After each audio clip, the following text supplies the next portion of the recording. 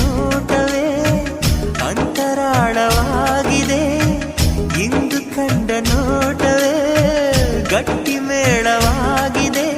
ರಾಗ ಎನ್ನಲೇ ಅನುರಾಗ ಎನ್ನಲೇ ಪ್ರೀತಿ ಎನ್ನಲೇ ಹೊಸ ಮಾಯೆ ಎನ್ನಲೇ.